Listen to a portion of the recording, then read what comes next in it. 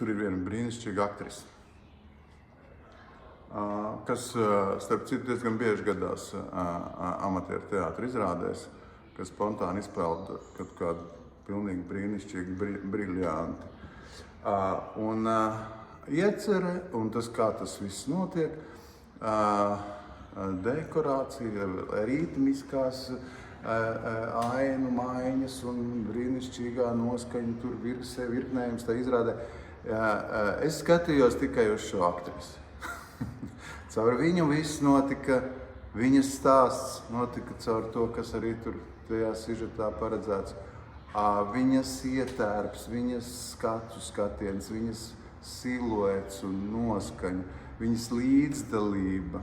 Dažreiz varbūt tur pat nevar saprast, pa ko tur, kas tur notiek. Tad jūs paskatieties uz šādiem te gadījumiem, kā šajā aktrisē tādā situācijā. Un viss pilnīgi kļūst skaidrs.